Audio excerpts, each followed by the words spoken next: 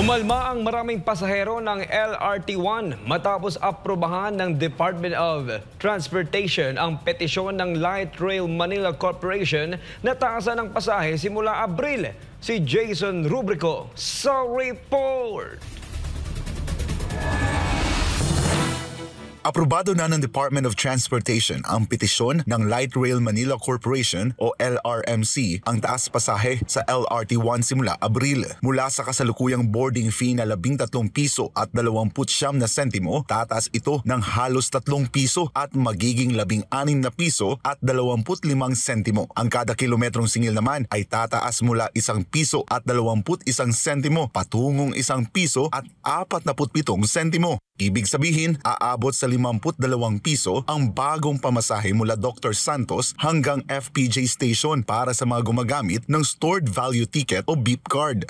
Mas mahal naman ang single journey ticket kung saan aabot sa 55 piso ang pamasahe para sa end-to-end trip. Maraming pasahero ang hindi sang-ayon sa taas pasahe. Ayon sa ilan, mas pinapasan pa nila ang bigat ng gastusin sa araw-araw. May naman para sa amin na senior, siyempre di ba yung kita namin, hindi naman ano naman yun. Medyo mabigat din yun, siyempre kahit paano.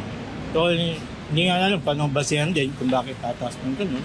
Hindi siya affordable na, especially for those commuters na mababa yung sahod. Medyo bawas siya sa daily income. Conduct more survey, especially for those people na nasa laylayan. Sa mga walang trabaho, yung mga lalo estudyante, siguro hindi yata makatarungan kasi limitado lang yung baon nila eh.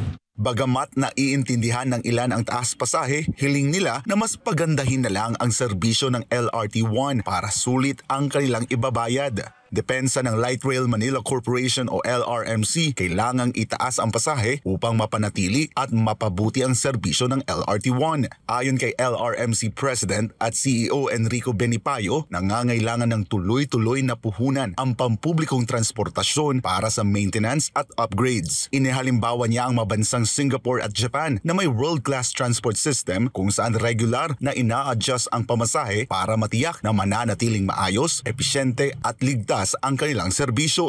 Binigyang din ng LRMC na sa loob ng 10 taon, ito pa lamang ang pangalawang beses na naaprubahan ang fair petition nila sa kabila ng patuloy na pagpapalawak ng LRT-1 kabilang na ang Cavite Extension. Para sa Diyos at sa Pilipinas kong mahal, ako si Jason Rubrico, SM9 News.